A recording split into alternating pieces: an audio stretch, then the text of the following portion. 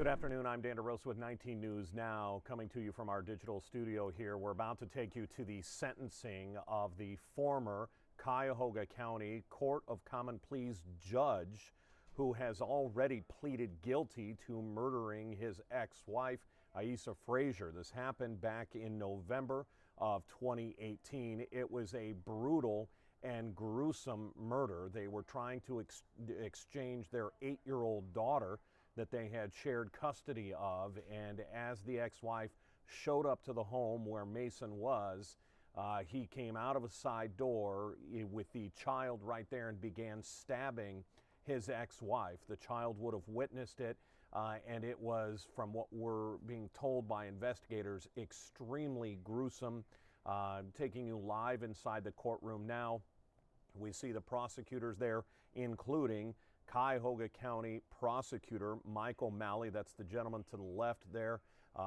He doesn't come out very often, but in these high-profile cases, we generally see him at least seated somewhere in the courtroom. Today, he has chosen to be at the prosecutor's table. We're waiting for Mason to be brought into the courtroom. It was just a couple of weeks ago that he was in court, and here we are, not quite, looks like they're about ready to bring him out. It was just a couple of weeks ago that Mason took a plea deal.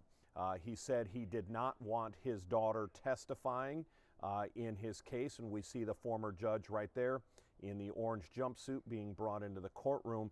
He did not want his daughter testifying in this case, which is why he changed his plea he's pleaded guilty to 1 count of aggravated murder, 1 count of murder, 2 counts of felonious assault, and one of those was on a police officer. You'll remember after the crime, he stole his wife's car, ex-wife's car, and tried to escape. In doing so, he hit a police officer.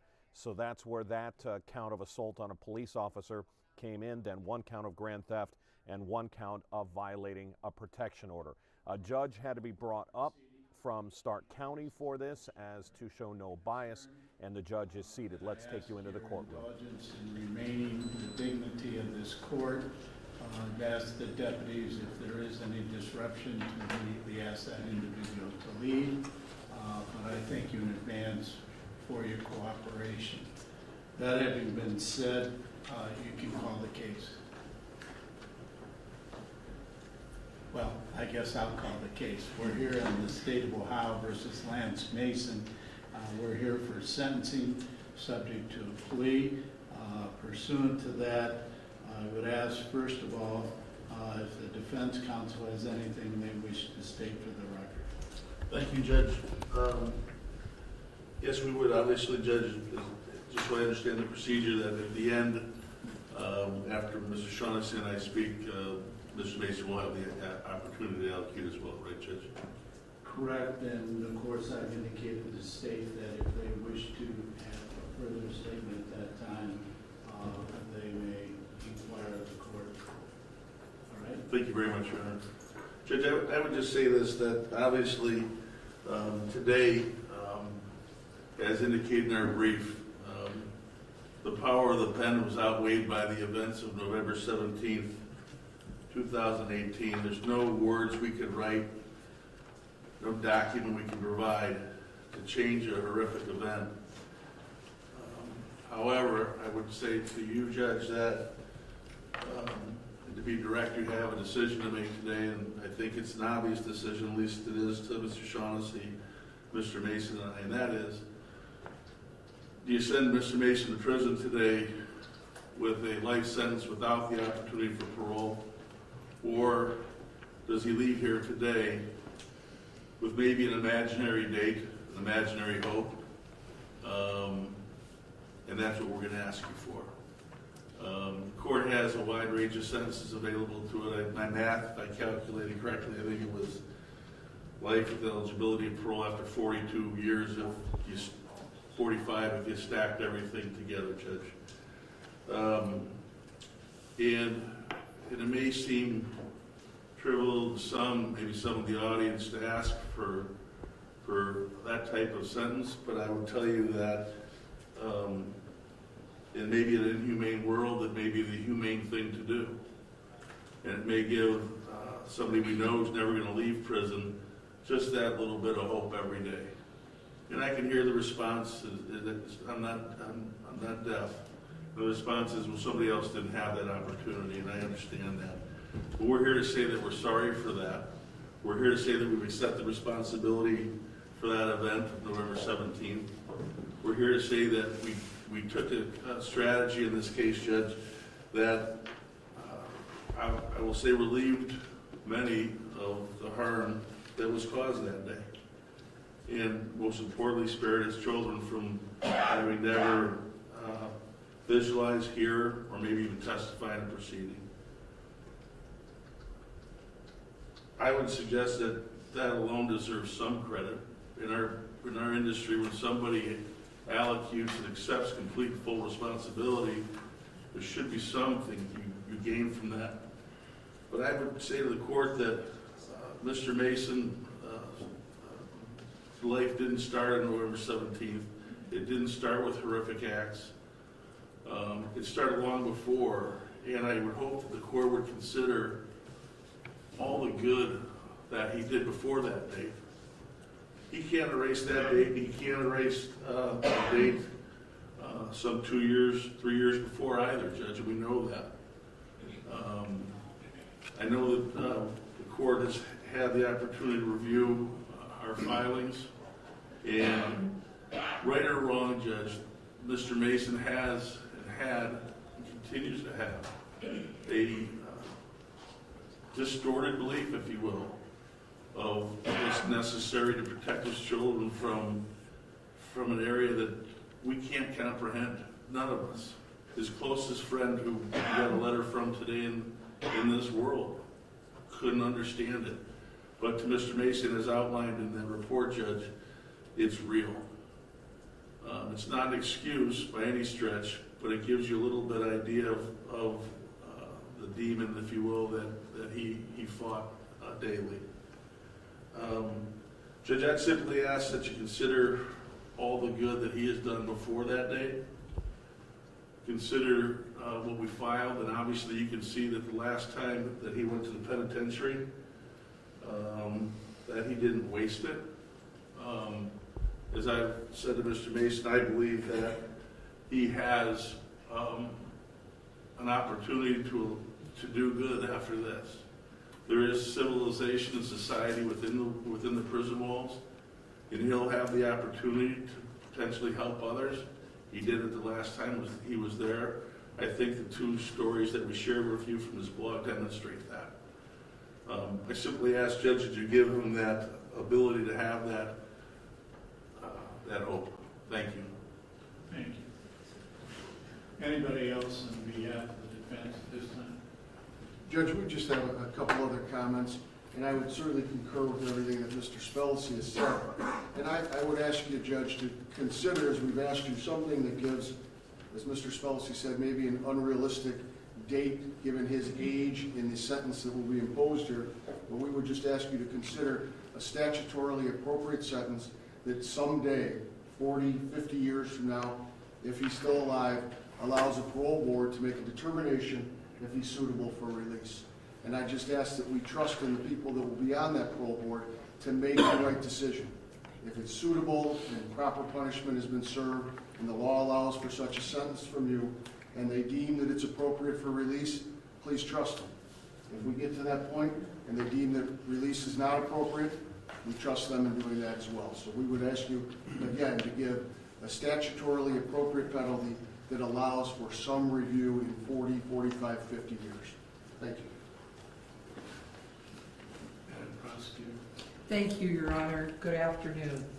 On behalf of Aisha Fraser's family, there are several people that are going to speak on her behalf, and I will make a statement at the conclusion of that, Your Honor. First is going to speak is William Scanlon. He is part of the Shaker Heights Teachers Association, wherein Aisha Fraser was a teacher.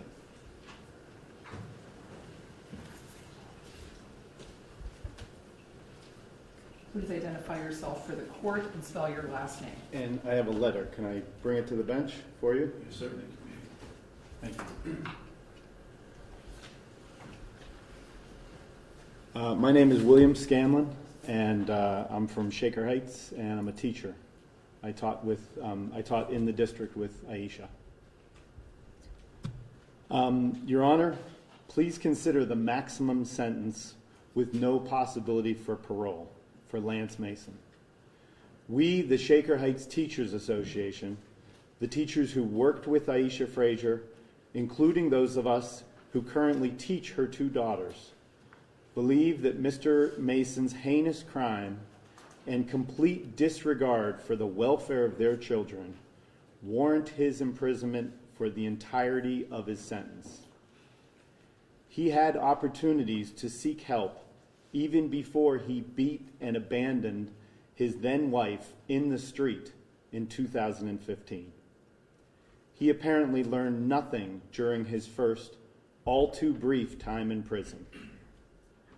Within 3 years, he proved to all the attorneys and clergymen who had vouched for him that he was, in fact, the vicious and selfish person he had showed himself to be when he smashed Aisha's face into 7 pieces.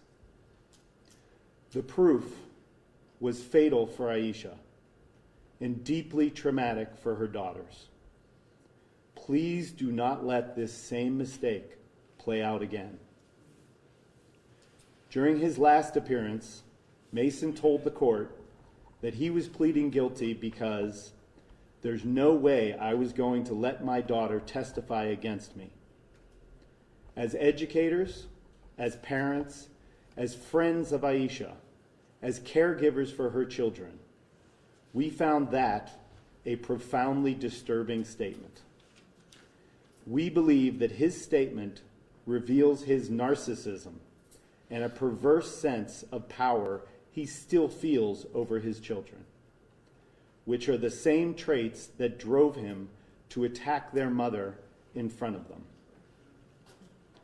Please do not allow this man, no matter his education and experience in the legal community, the privilege of being released earlier than a full sentence would dictate. His background and previous standing in the courts are reasons to have expected even more from him than he demonstrated. Aisha's daughters should not have to live with the worry of when and where they will see their mother's killer walking free again. Please give Aisha Fraser's murderer the maximum sentence without the possibility of parole. Thank you. Mrs. Irene Crowell.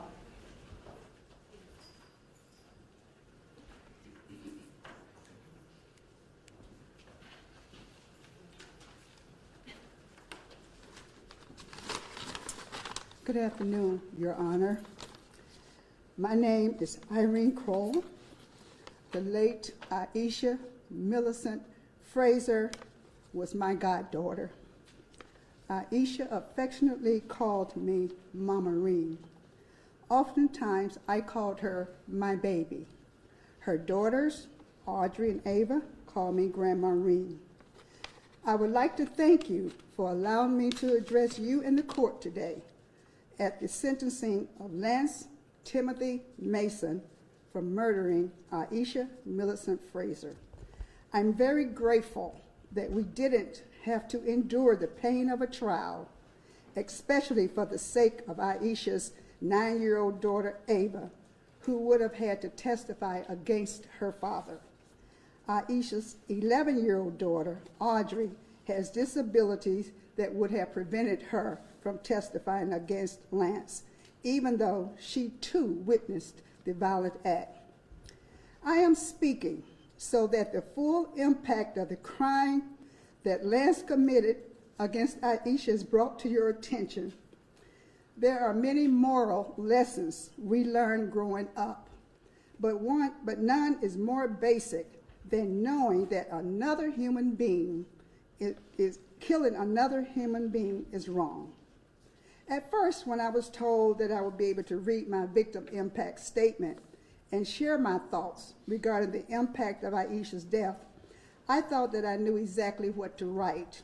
However, when I began putting pen to paper, I got it lost initially because there was so much that I wanted to write. The last time that I had the pleasure of seeing Ayesha alive was November 15, 2018. I had stopped by her home after school that Thursday afternoon to drop off Audrey's birthday gift. I was quite surprised, but happy as always to see my goddaughter.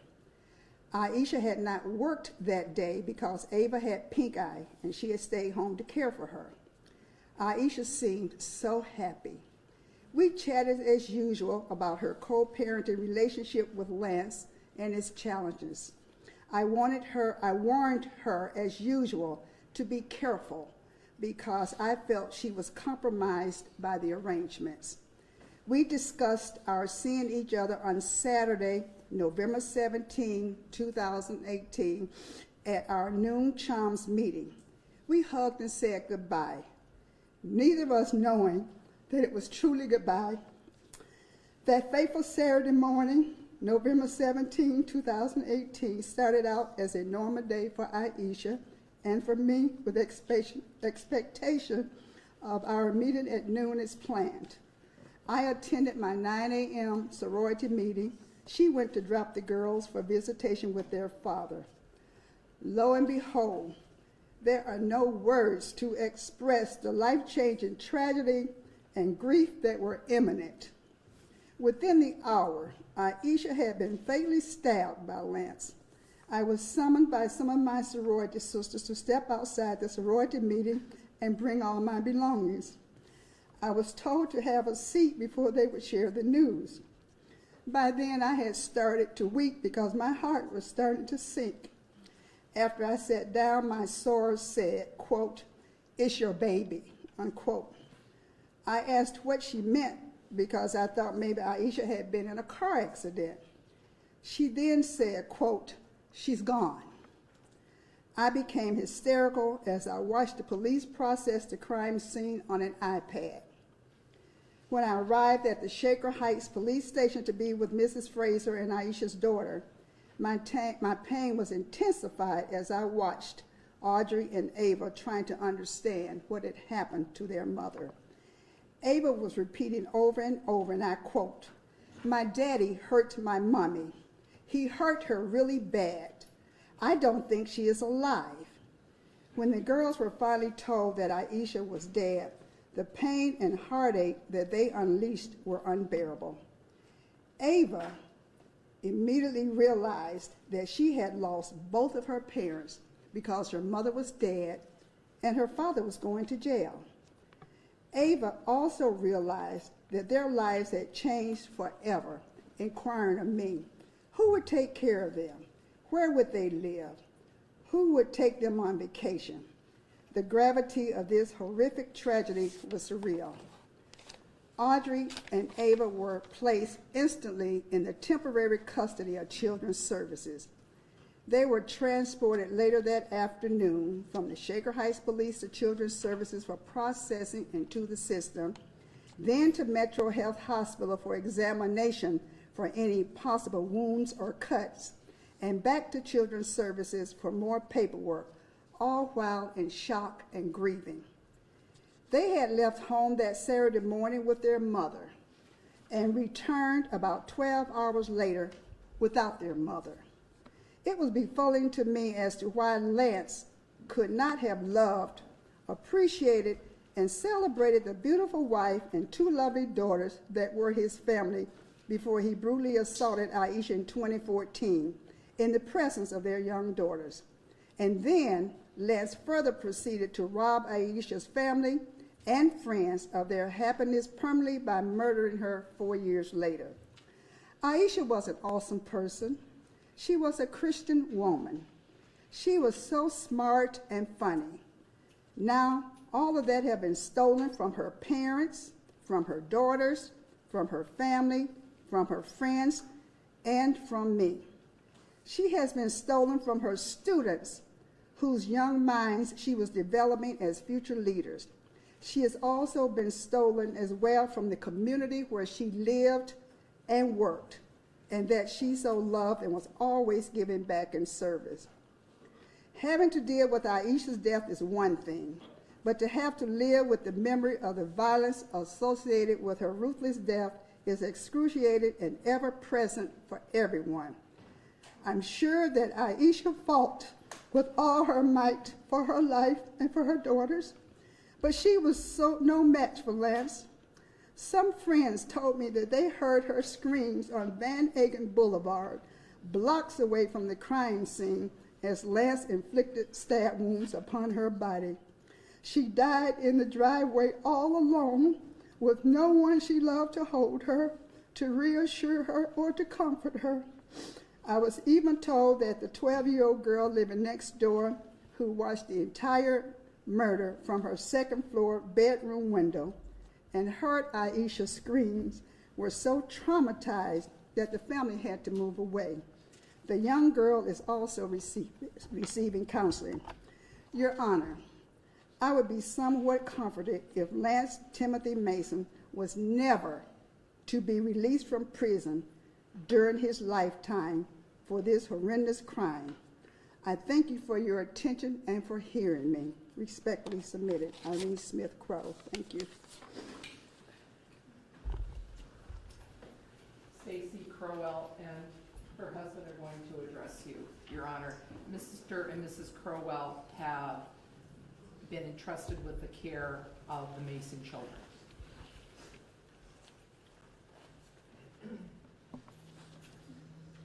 Good afternoon, Your Honor. My name is Stacy Howard Kroll. I am the guardian and godmother of the late Aisha Fraser's daughters, 11-year-old Audrey and 9-year-old Ava Mason. I would like to express my sincere gratitude towards you and your staff for allowing me to speak here today. I appreciate those present here in the courtroom that will partake of the words coming from the sound of my voice. Your Honor, when I wrote my victim impact statement on behalf of my family, I used the word "you" in reference to Lance Timothy Mason. I had known Aisha Fraser for the past 34 years. Our relationship evolved over the years from schoolmates to friends to sisters to sorority sisters of Delta Sigma Theta Sorority Incorporated, and essentially family members. She was godmother to my youngest son. Thus, words cannot express the pain and anguish my family has endured since Aisha was butchered to death by you. Just 5 years ago, I was asked by Aisha to be the godmother to her daughters, Audrey and Ava. This role in our faith community is one of the highest honors bestowed upon another woman, one that takes into careful account who would carry on the torch of memories, of morals, and of maturation into adulthood in the absence of parents.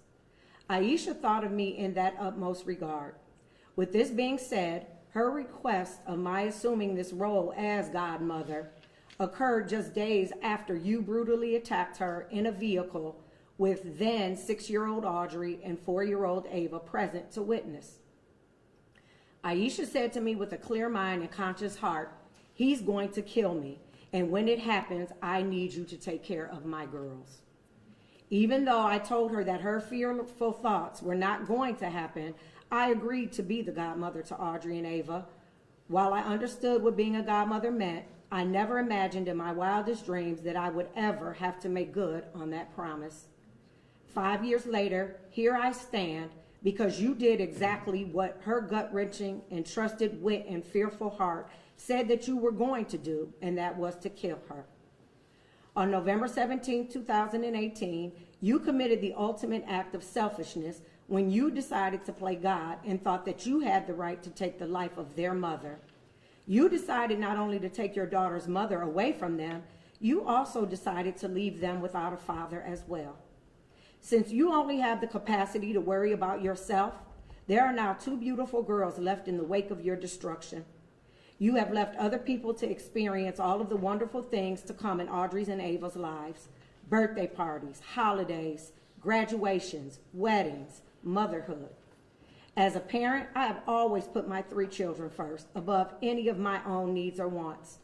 Aisha did the same for her daughters. Yet you failed to put Ava and Audrey first. Now they are paying the price for the rest of their lives after watching you put yourself first, both by your actions and by your words.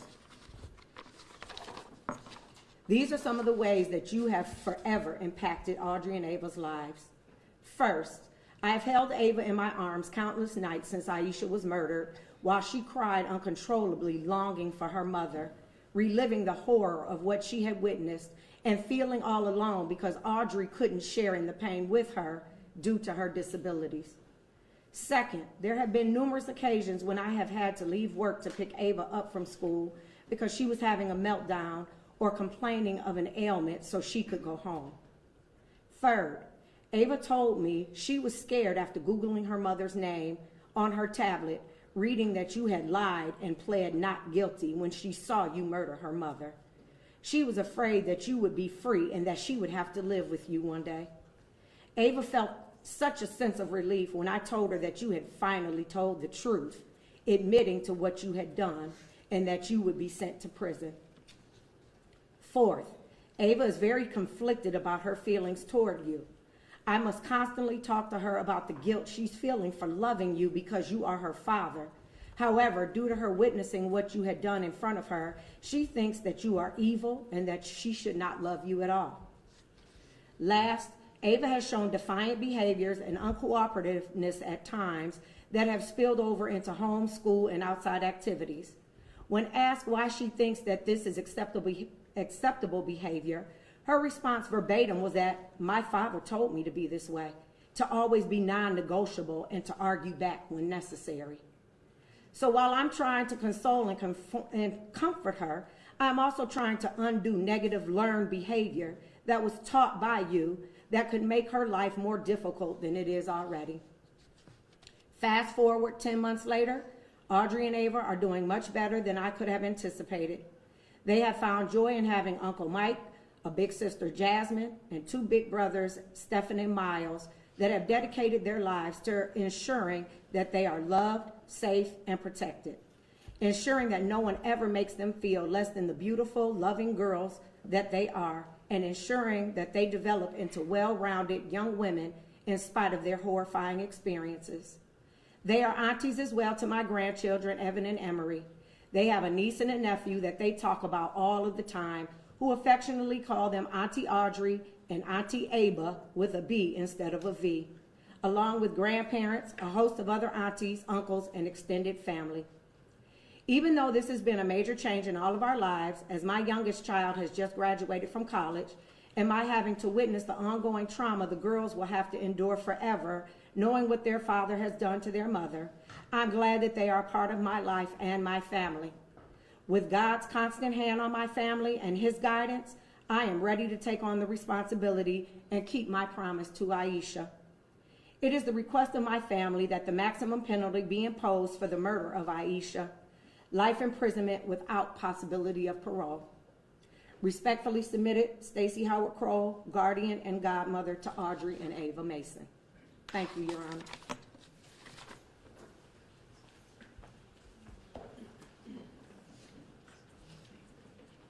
And Mrs.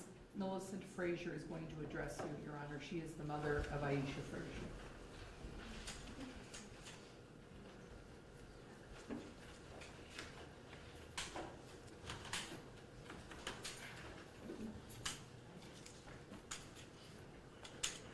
Good afternoon, Your Honor. Is this the mic? Do you want to stay seated? You don't have to stand if you don't want to. I think I'll be all right. Let's see here. You okay? Okay. I am Millicent Fraser, and I am speaking today on behalf of my husband, Mr. Everett Fraser, and myself, as well as remaining family members who may be present today. Mr. Fraser is not well. He's unable to be here today. Everett and I were the parents of the late Aisha Fraser. Our daughter was a beautiful beacon of life, and she loved her parents and family. She was an amazing mother, a beloved teacher in Shaker Heights, and an active member of Garfield Memorial Church and Pepper Pike and South Euclid, where my granddaughter used to help serve in Pepper Pike at church. For Everett and me, love is trust, It is patient and quiet understanding. And our message to you, Lance, is one does not have the right to control a person. Everyone deserves their space and quiet moments of peace.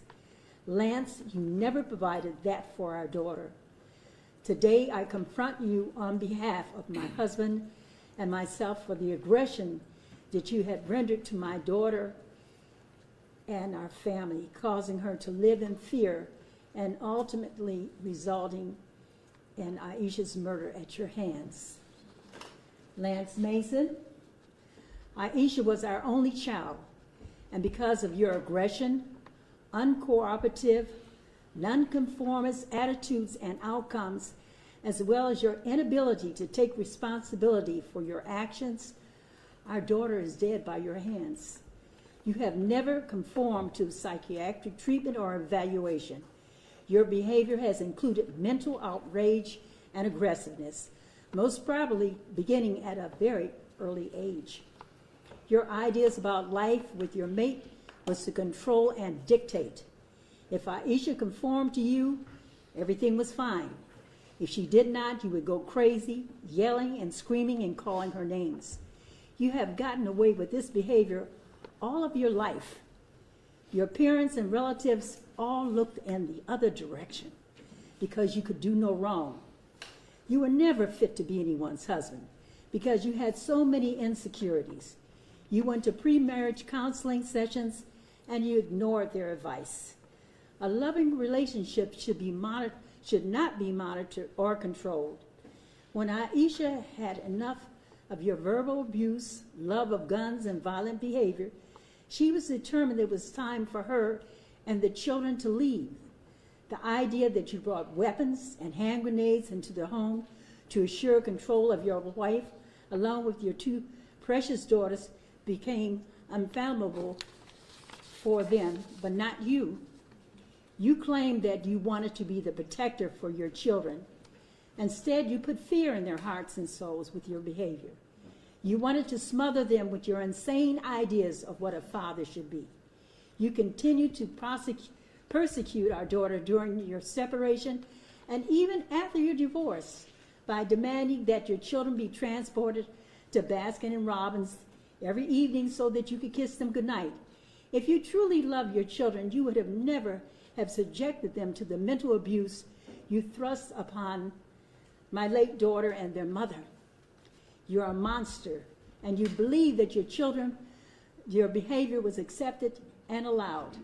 In 2014, if you really loved your children, how could you repeatedly violate their trust in you by brutally beating their mother the very first time in their presence and treating it like it was nothing, saying that their mother drove you to it?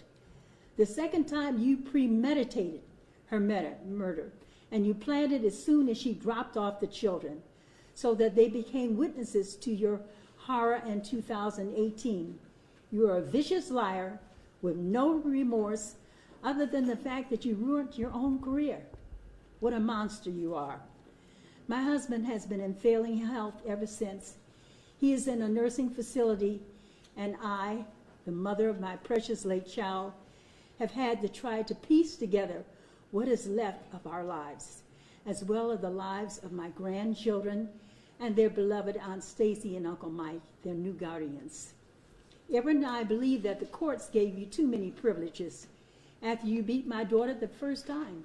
You made unrealistic demands of her based on your supposed love of your children by her. You got out of jail in 8 months, and then you didn't value or appreciate your diminished role. We offer you the same lack of mercy that you offered our daughter and your children. None. Nothing can bring Aisha back, but we pray that life is worth legislation that will support improved outcomes from those haunted by the horrors of domestic violence and who are preyed upon by their spouses or ex-spouses. We ask that the courts render a sentence of life in prison to you without the possibility of parole. I personally have nothing more to share because nothing will ever bring back our daughter. This is our life sentence, and nothing can ever change that outcome.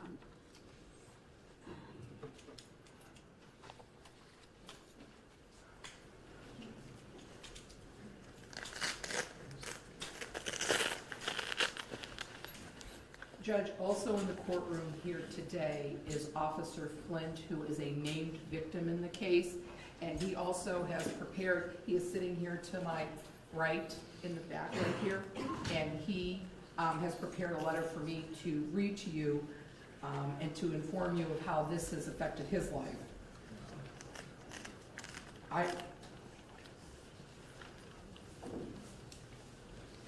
I was asked to appear or write a letter to present before this court as to how the actions of Lance Mason have affected my life.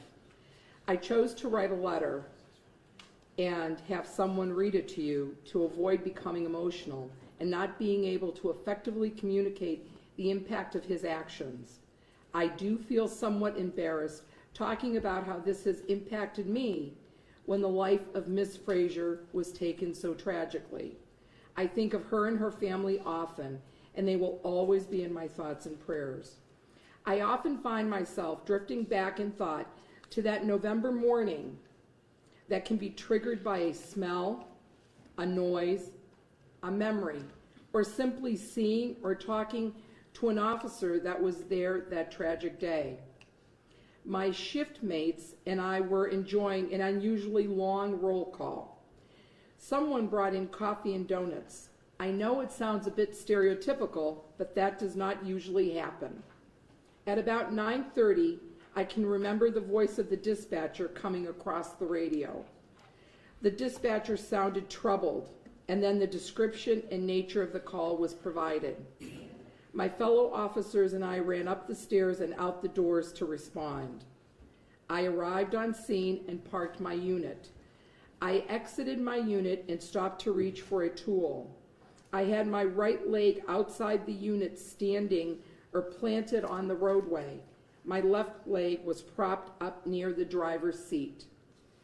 The next thing I remember was being struck very forcefully from behind and beneath, and my breath was taken away. I recall extreme pain and then trying to get to my feet and catch my breath. I somehow stood up and turned to see a black sports vehicle rolling backwards away from my cruiser. The airbags had deployed. The front end was now smashed and smoking from the impact of hitting my cruiser, and I could see a man behind the wheel in the driver's seat. I recall a shiftmate yelling that the man in the car was the suspect. As I stumbled out between the two vehicles, I remember pausing for a moment to examine my injuries.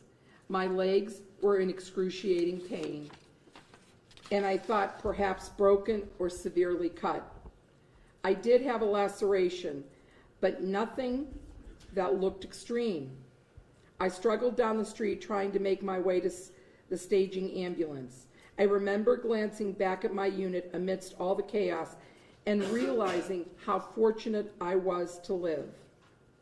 I spent 3 days in the hospital in extreme pain due to the injuries sustained from being hit and crushed by the auto Lance Mason struck me with.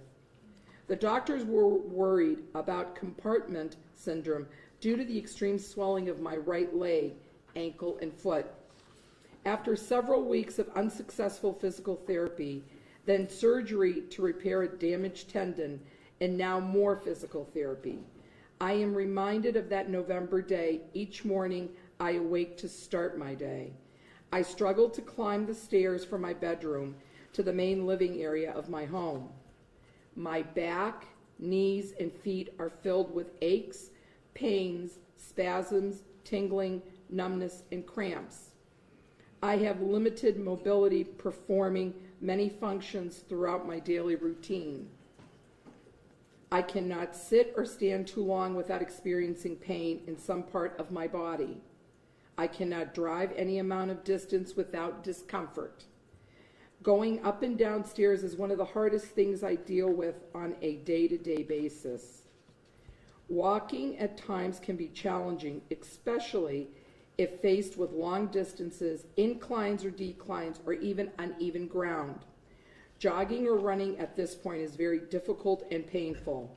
Some days are better than others, and I pray with physical therapy and time, I will be able to perform some of these functions somewhat normally again. My children ask me when I will be happy again and be able to do the things we once did. Chase them around, play tag, wrestle with them, or go for a hike.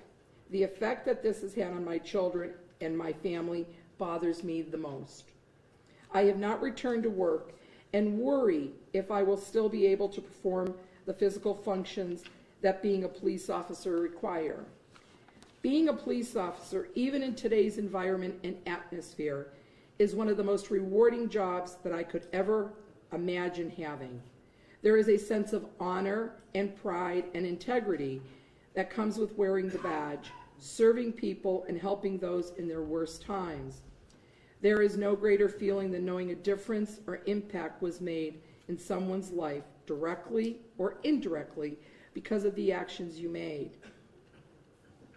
Judge, I find myself quite often drifting back in thought to that morning and reliving the incident several times throughout the day.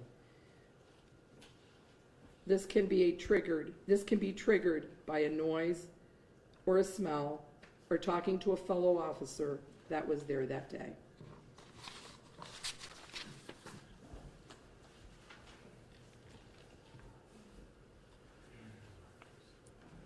Judge Haas, the principles and purposes of sentencing are to punish an offender and to protect the public. The state of Ohio has provided you documentation. We've provided you a sentencing memorandum that we would like you to go through.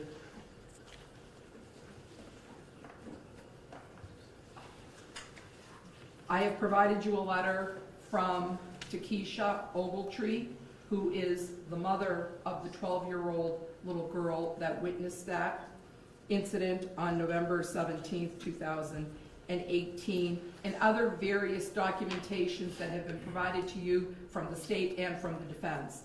I'd like you to take all of that into consideration. While the final chapter to Lance Mason's barbaric actions on November 17th, 2018 will conclude today with your sentencing, the after effects will live on in numerous lives that he has affected with his selfishness, his total disregard for human life, and his manipulative behaviors. November 17th, 2018 will forever be the day that Lance Mason killed Aisha Fraser, the mother of his daughters and his partner in life. He lied in wait for her to drop off a 9-year-old child to go to a lesson. Once they rang the doorbell, he appeared. He began to punch and stab her immediately upon seeing her through a screen door. When he was done, the 911 call that the sister is calling for help, you hear the little girl saying, "Where's mommy? What did you do to mommy?" And he answers, "She's dead." November 17th, 2018 has left injuries and scars on the life of Patrolman Flint. And he doesn't know if he will ever be able to serve in a uniform again because of this defendant's actions. November 17th, 2018 has left scars and psychological harm to a 12-year-old little girl who will identify as SG because of her minor age, the next-door neighbor who witnessed the brutal attack from her bedroom window. While hearing Ayesha plead for her life and asking for help, telling the defendant, "Don't do this, you don't have to do this." That incident of November 17th caused to displace her and her mother of where they were living and had to find a new place but the memories still go with them regardless of what address they live at. November 17th, 2018, forever robbed the 6th graders of Woodbury Elementary School their beloved teacher, Aisha Fraser, where she loved to go every day and impart her knowledge to help those kids grow and develop and live.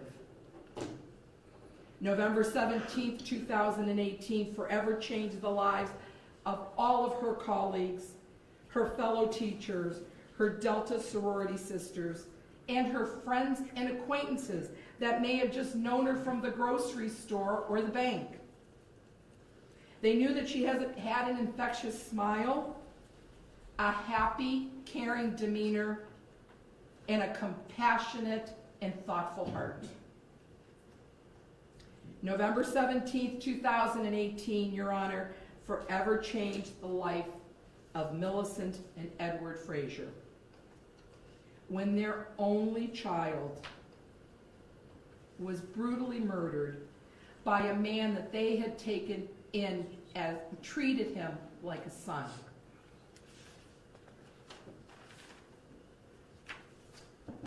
November 17th, 2018, forever changed and altered the lives of 2 sweet young girls who loved their father.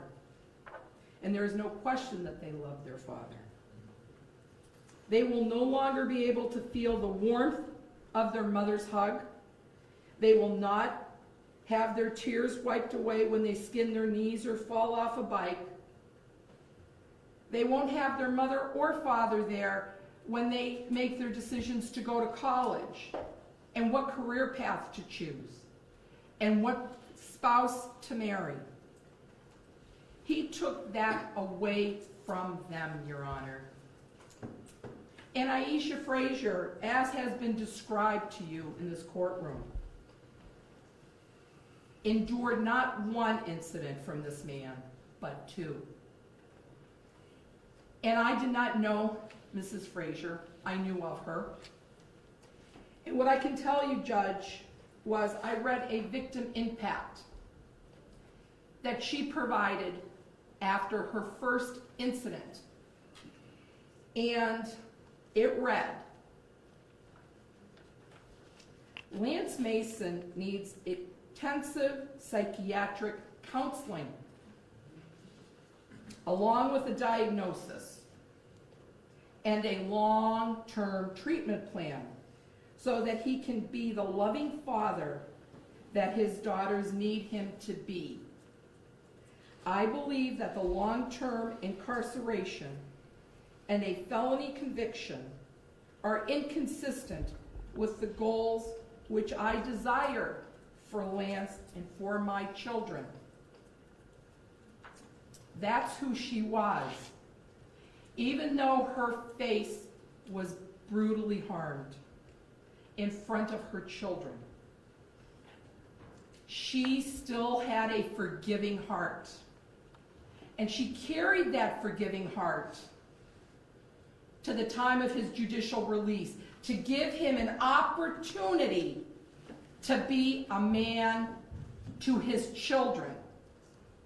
But he was so clouded by his own self-absorbed worth that he could not tolerate anybody, let alone a woman, telling him what he needed to do.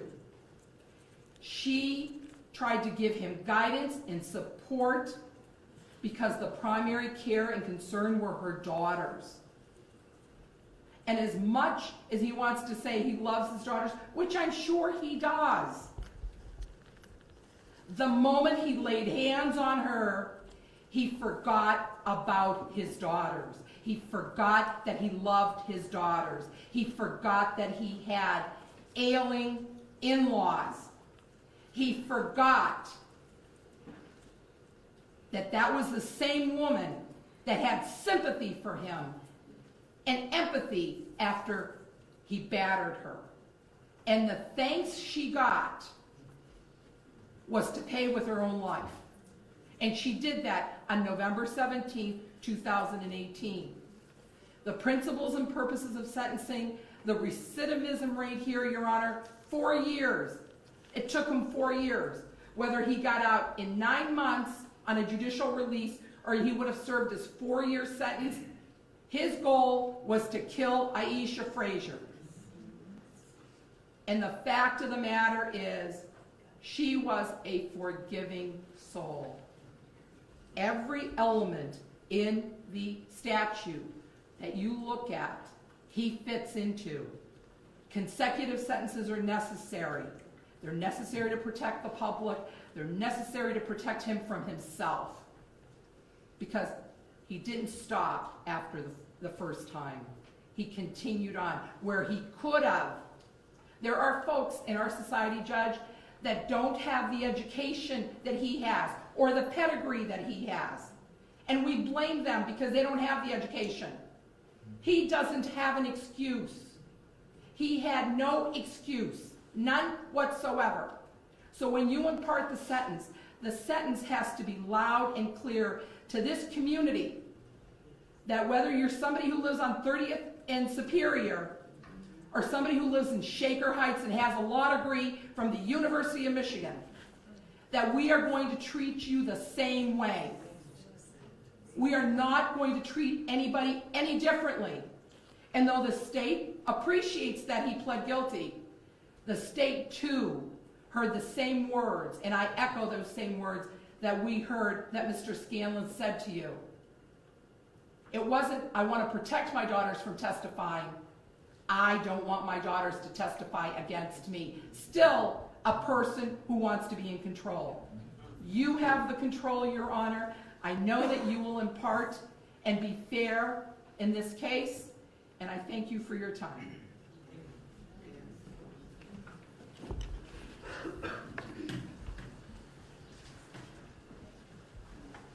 Remind you to keep the courtroom decorum, please.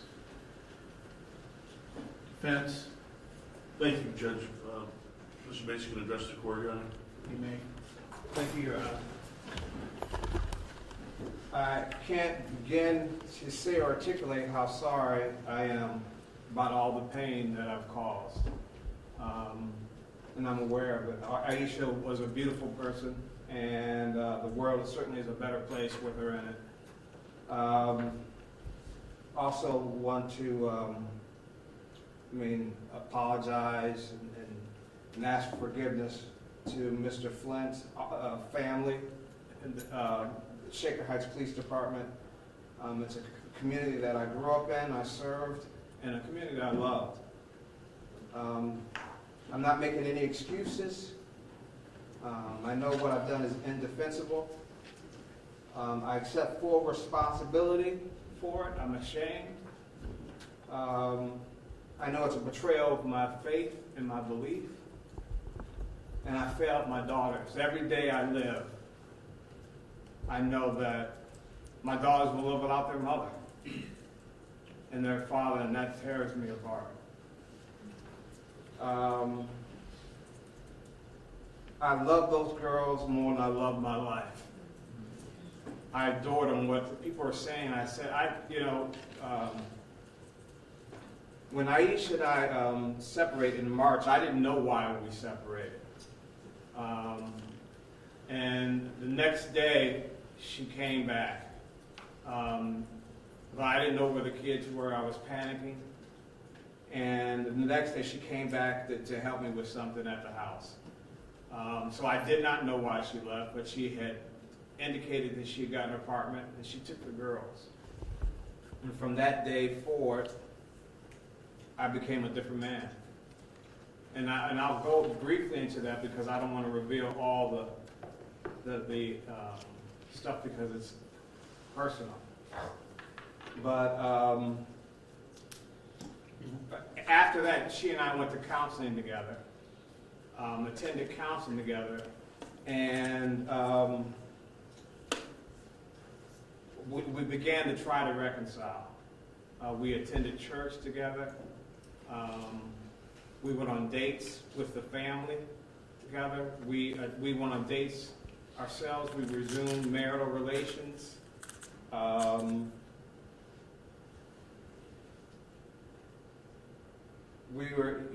a matter of fact, we only had one vehicle, so she would pick me up from work, from the Rapid. She took me to get my CCW license renewed, so I don't think she was afraid of me, as people say, or that I was this controlling monster. That was not the case. We were reconciling, and then my aunt died, the last of my mom's siblings. And prior to that, Ayesha and I took care of my parents. They moved into our house. My mom, in 3 years, my mom died. My dad died within 2 years, and then my mentor, who I loved, died. So within 3 years, I experienced those deaths. My sister, who was a medical doctor,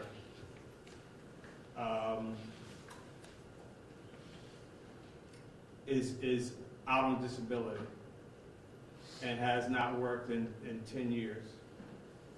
And Audrey, who is beautiful and smart, but she was born with Down syndrome and autism.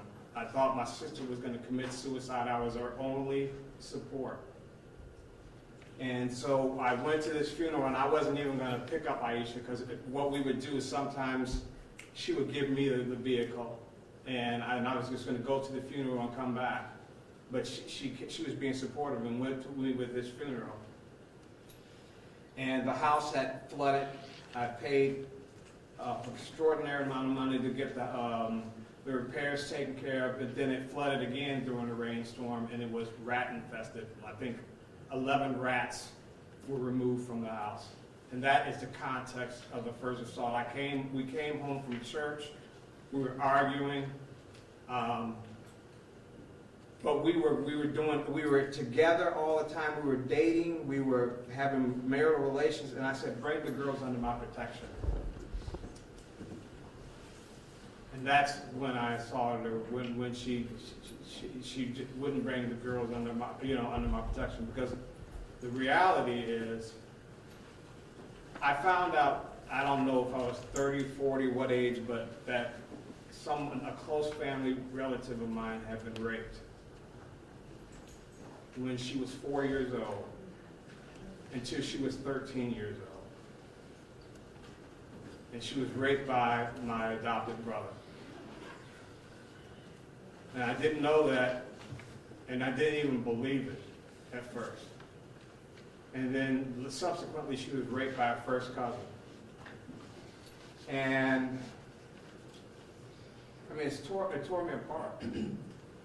It's created a fear in me that maybe it's paranoia, but it seemed like when I was on the bench, when I was a prosecutor, was a defense lawyer, I saw sexual abuse. I saw it as something that never could be resolved, because the person who was raped in my family is disabled, has chronic illness, is suicidal. I saw on a daily basis, when living with her, she can't sleep. She'll stay up for 3 days without sleep. So I looked at sexual abuse as something that was impossible to overcome. So after I had assaulted Ayesha, I went to a psychiatrist and treated. I went to a psychologist. The psychologist told me his daughter was sexually abused. I went to a social worker. I treated with him until I went to prison. The social worker says when people come in their problems, the first thing she thinks is sexual abuse.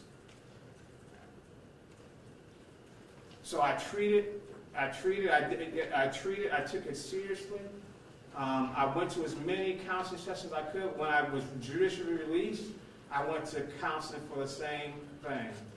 The records aren't with you, but if you had the records, it would talk about this, I guess it's obsession, to protect my daughters from what happened to someone I love very dearly. So people might say I was trying to control Ayesha. No, I was trying to protect my daughters. They said, what did I teach my daughters? I taught my daughters that they're beautiful, talented, smart, and unstoppable, that God loves them, and God is love. I made stickers that they placed in their bedroom, and temporary tattoos that they put on their arm. I told my daughters repeatedly in front of strangers that when I assaulted their mother, I was wrong. And I reminded them over and over because, one, because I knew it was wrong, but I didn't want them to grow up and think that was acceptable from a man.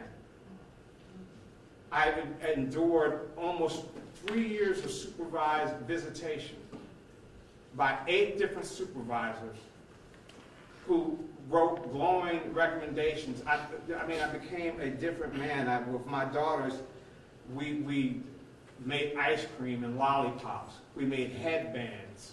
We made,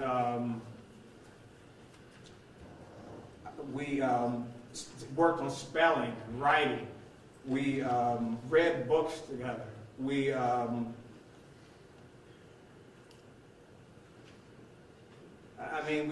we made perfume and glitter. We made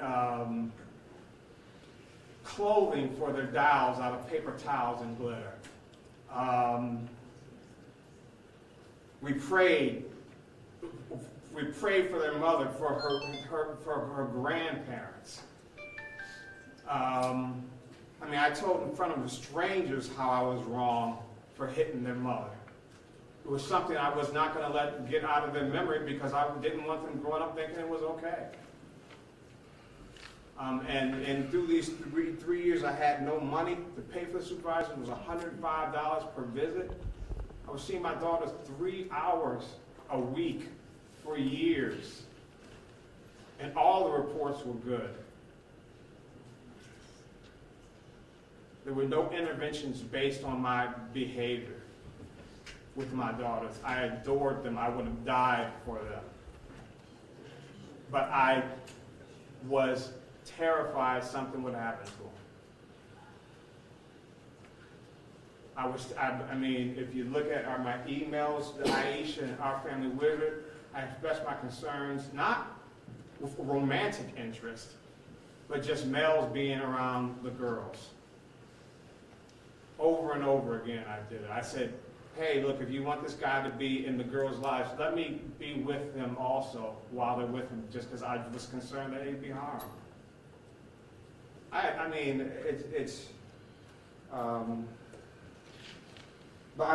recognize I failed my daughters. And there's nothing like our daughters.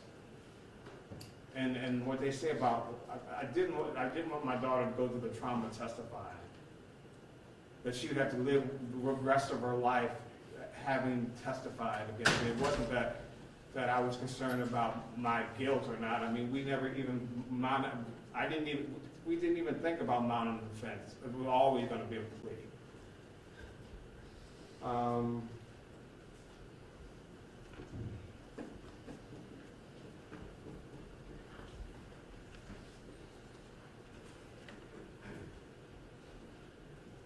I recognize that I left them alone and unprotected. The very thing I was trying to do is impossible for me to do.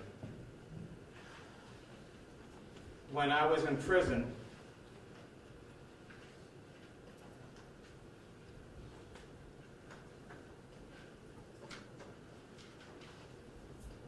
I had 3 goals.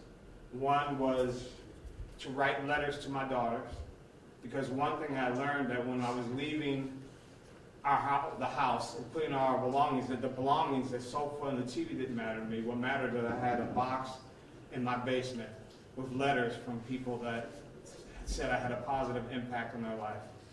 And I found a card from my mom who said I was a friend and her confidant. And I decided that even though I was separated from my girls, it would give me an opportunity to write letters to them. And I believe that was my life's work, the most important thing I've done in life, because I talked to them about resilience and forgiveness. I talked to them about when you're deprived of things, that you still have the power to decide what kind of person you're going to be. And I tried to be kind and caring and loving. I prayed for Aisha every day. I pray for her family. I mean, I'm not asking for mercy. But what they said is just not true. It is not the way I've lived my life. I didn't teach my daughter to be oppositional. I taught her to love her mother and love her father. I mean, I accept full responsibility for the horrific act I've done. I'm ashamed of it. And, I'm prepared to be sentenced. Anything further from the state? No, Your Honor, thank you.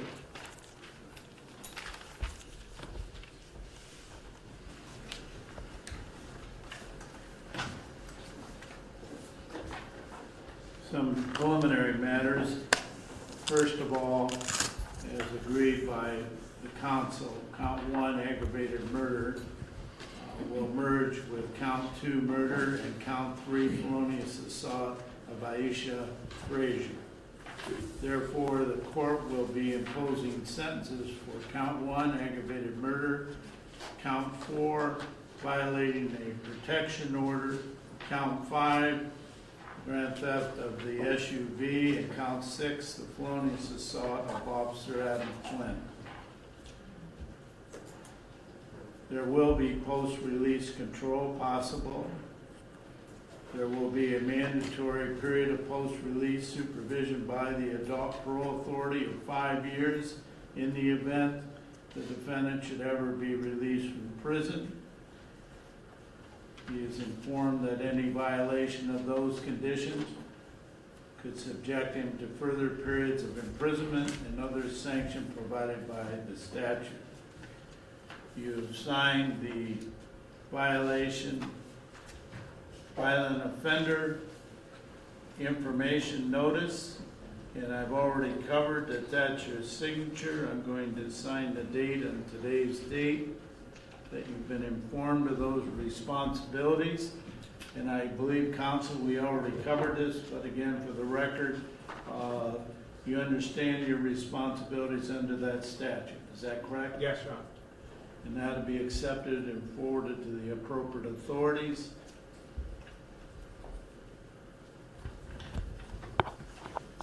The court costs while you're incarcerated will be waived. The jail time credit calculated by the state as of today's date is 300 days. In this case, the court does find that consecutive sentences are necessary and appropriate to punish you. Consecutive sentences are not disproportionate to the seriousness of your conduct and are not disproportionate to the danger you pose to the public. You committed the felonious assault on a police officer as a separate course of conduct, and the harm committed to the victims was so great that no single prison sentence adequately reflects the seriousness of your conduct. Furthermore, your criminal history demonstrates that consecutive sentences are necessary to protect the public from any future crime. Dealing with the last count first, Officer Flynn.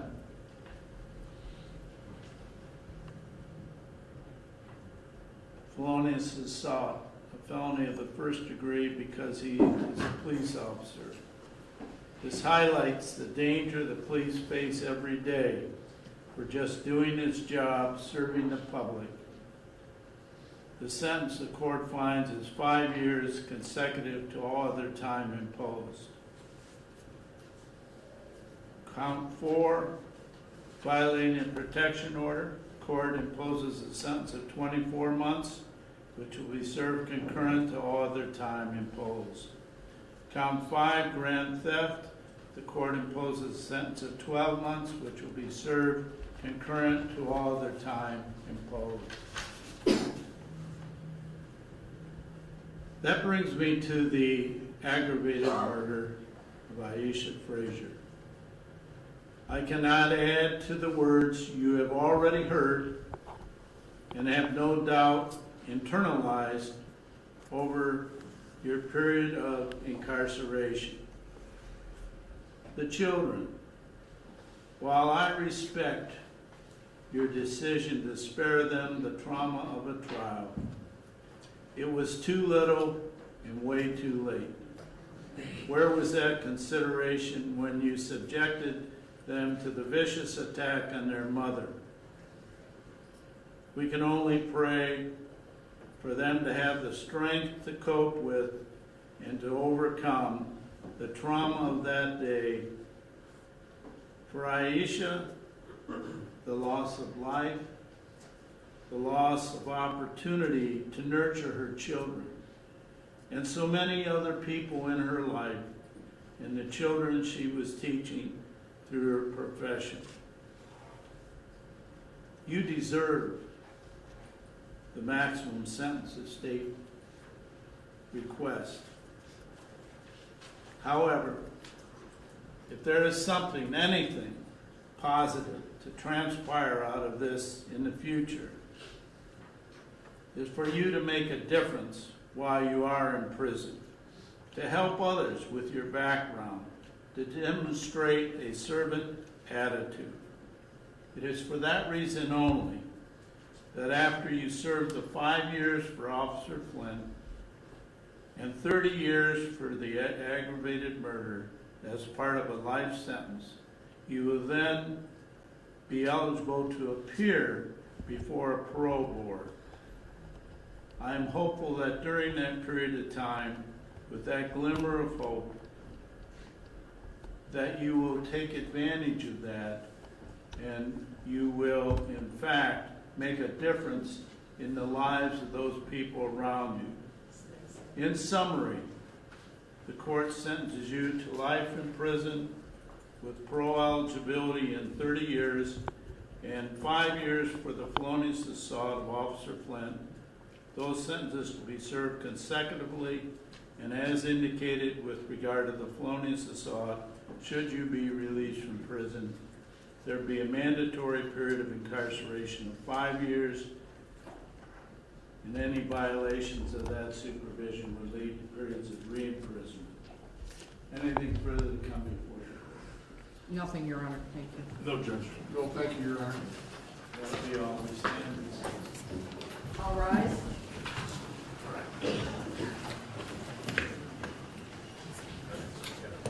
So there you have it, Dan DeRose with 19 News. I'm seeing the shock as I'm watching right along with you. The judge handing down a life sentence with the possibility of parole at 35 years for the former judge who brutally stabbed his ex-wife, who he had a protection order against. Fairly surprising. The judge had a list of options. He even said that he felt that he deserved the maximum that the state had requested. That would have been life without the possibility of parole. The judge making a statement that perhaps Mason can do some good while he's in prison, possibly helping other inmates with his law background and his law degree. He gets life with parole chance at 35. Now, does that mean he will get out after 35 years? That's up to a parole board, and you can guarantee with the amount of support that we saw by the family members that you see there in court, that if by any chance that Mason gets to that parole possibility hearing in 35 years, that they will have something to say about that. And let me take this as an opportunity. We heard a lot about domestic violence in this case, and we heard a lot about Aisha Fraser in a bad situation and not getting the help and not having the ability to get away from Lance Mason.